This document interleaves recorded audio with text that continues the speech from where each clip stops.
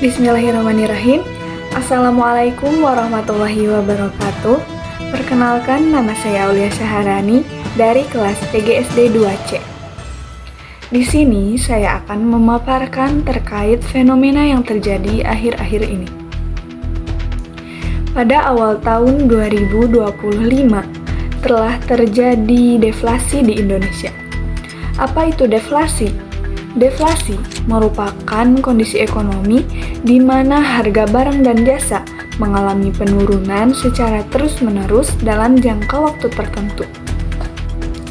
Ibu Amalia yang merupakan Kepala BPS atau yang disebut Badan Pusat Statistik mengatakan bahwa pada bulan Februari 2025 terjadi deflasi bulanan sebesar 0,48%.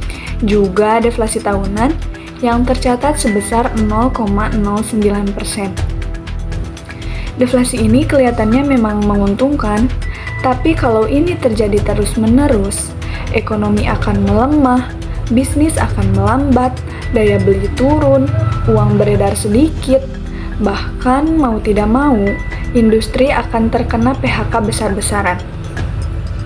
Tahun 2024 aja, Kementerian Tenaga Kerja menyebutkan bahwa terdapat 77.965 tenaga kerja di Indonesia terkena PHK. Tahun 2025 aja kita tahu bahwa banyak perusahaan-perusahaan besar yang mengalami pertumbangan.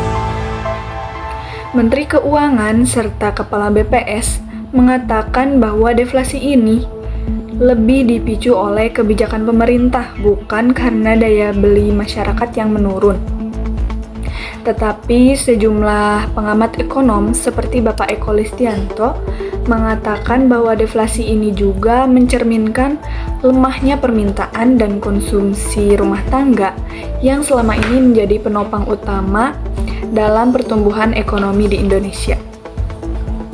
Indeks keyakinan konsumen atau IKK yang terus menurun sejak pertengahan tahun 2024 menandakan pesimisme masyarakat terhadap kondisi ekonomi yang menjadikan mereka menahan untuk belanja dan hanya memenuhi kebutuhan pokok.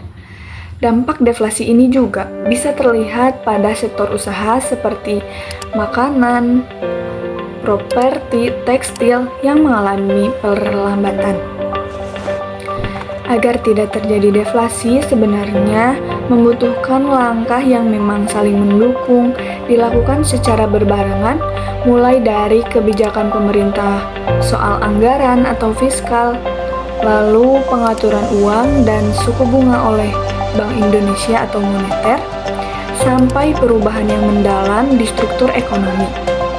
Yang paling penting adalah menjaga agar masyarakat tetap mempunyai daya beli yang cukup supaya mereka bisa terus belanja dan berinvestasi. Intinya, semua kebijakan harus dijalankan dengan konsisten dan kerjasama antar pihak.